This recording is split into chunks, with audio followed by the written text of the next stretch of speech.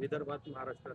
असं आहे की क्रांतिकारी शेतकरी संघटनेचे विदर्भाचे अध्यक्ष किरण ठाकरे हा अत्यंत लढाऊ कार्यकर्ता आहे, अत्यंत प्रामाणिक आहे, अत्यंत निष्ठावान आहे आणि लोकांनी वर्गणी करून त्यांना या देवळीच्या नगरपालिकेमध्ये उभं केलेलं आहे.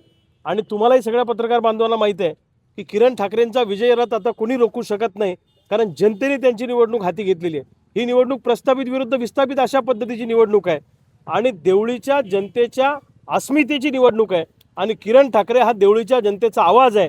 मी तुम्हाला 100% सांगतो, क्रांतिकारी शेतकरी संघटनेचं नगरपालिकेमध्ये खातं 100% उघडेल, याच्यावर मला ठाम विश्वास. काय आता म्हणावं, मला असं वाटतं वनमंत्र्यांचं हे स्टेटमेंट आणि बकऱ्या सोडायचं स्टेटमेंट हे त्यांच्या बुद्धीची कीव आणणार आहे. तुम्हाला असं करून चालणार नाही. तुम्हाला शेतीच्या आणि जंगलाच्या काठावर मोठमोठ्या भिंती उभाराव्या लागतील, कंपाऊंड उभारावं लागेल, तारेचं कंपाऊंड उभारावं लागेल, जेणेकरून त्याच्या आतून कोणताही बिबट्या किंवा जंगली प्राणी आमच्या शेतामध्ये येणार नाही किंवा गावामध्ये घुसणार नाही. आम्ही वारंवार सरकारला सांगतोय की शेतीला मजबूत कंपाऊंड करून द्या, जंगलाच्या काठावर तुमचे प्राणी तुमच्या जंगलामध्ये ठेवा. आमचा जर का एखादा प्राणी जंगलात गेला तर तुम्ही आमच्यावर कारवाई करता आणि तुमचा प्राणी जर आमच्या शेतात आला तर मात्र काही कारवाई होत नाही. हा विरोधाभास आहे. मला असं वाटतं वनमंत्र्यांनी आता अकलेचे तारे तोडणं बंद केलं पाहिजे आणि अशा पद्धतीनं जर का स्टेटमेंट वनमंत्री करत राहिले तर त्यांच्या बुद्धीची कीव येते, एवढंच मला म्हणायचं. नाही, हे तर महाराष्ट्राचं दुर्दैव आहे की विरोधी पक्ष शिल्लक ठेवायचा नाही अशा पद्धतीचं धोरण राज्य सरकारचं आहे. आणि दुर्दैवानं नागपूरच्या अधिवेशनामध्ये ज्या रोशन कुडे नावाच्या शेतकऱ्याची किडनी एका सावकारानं हैदराबादला नेऊन काढली आणि त्याच्यातून त्याचं कर्ज भागून घेतलं, हा विषय कुठे अधिवेशनाच्या काळात आला नाही. आणि अनेक भ्रष्टाचार आहेत, मोठमोठ्या नेत्यांवरचे आरोप आहेत, त्या बाबतीमध्ये अधिवेशनामध्ये कुठेही विरोधी पक्षांनी चर्चा केली नाही. म्हणजे नेमकं चाललंय काय?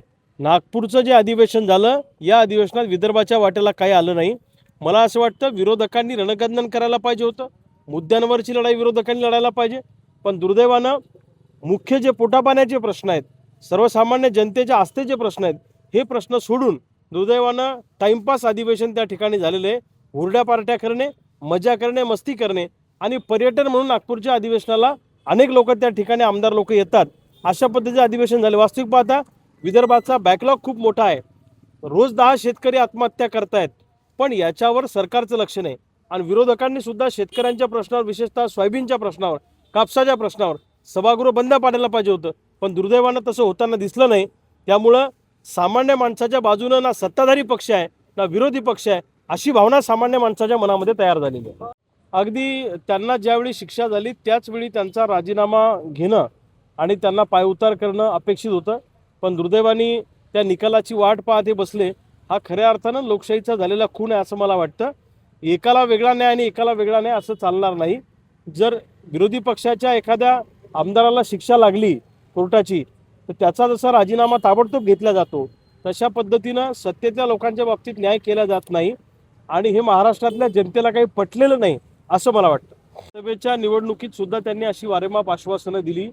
प्रामुख्यानं त्यामध्ये पहिल्या कॅबिनेटमध्ये आम्ही कर्जमुक्ती करू शेतकऱ्यांचे असं आश्वासन दिलं. त्याच्यानंतर सोयाबीनला आम्ही भाव देऊ. परंतु दुर्दैवाने आता 1 वर्ष झालं त्यातलं कुठलंही आश्वासन पाळत नाही राज्य सरकार. आणि आज पण थापा मारून या ठिकाणी मुख्यमंत्री महोदय गेलेले आहेत. त्यांनी पट्टे देतो म्हणून सांगितलं. मग इतके वर्ष सरकार तुमचं आहे, तुम्ही सत्तेत आहात, तुम्ही इतके वर्ष काय केलं हा प्रश्न आहे. आज आमच्या सहकार्याने किरण ठाकरे नावाचा आमचा लढवय्या कार्यकर्ता यांनी नाकात दम आणलाय प्रस्थापितांच्या या ठिकाणी. सर्वसामान्य देवळीची जनता ही आमच्या बाजूने आहे आणि 100% मी तुम्हाला सांगतो इथे परिवर्तनवादी निकाल लागेल.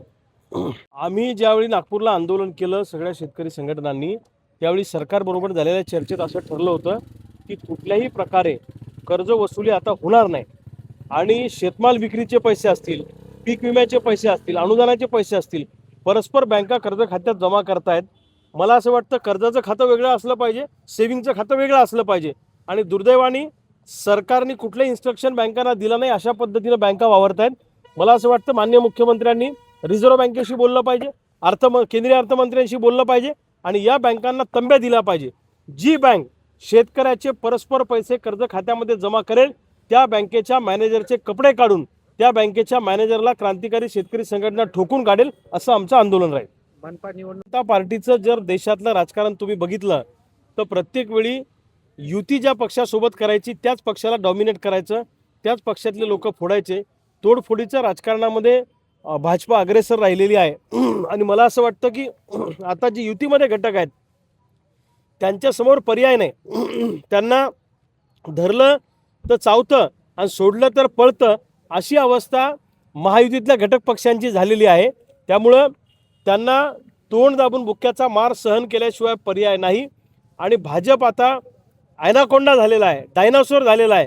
त्यामुळं ते कोणाला गिळंकृत करतील ते सांगता येत नाही. पहिले आपल्या महायुतीतल्या घटक पक्षांना गिळंकृत करायचं, एकेकाला संपवायचं आणि मग आपण स्वतः सगळीकडे राज्य करायचं, असं धोरण त्यांचं आहे. आणि दुर्दैवाने त्यांच्या महायुतीमध्ये सामील असलेल्या पक्षांना काहीच बोलता येत नाही. वाहक म्हणून असणारे पक्ष शेळीच्या स्वरूपात दिसत आहेत.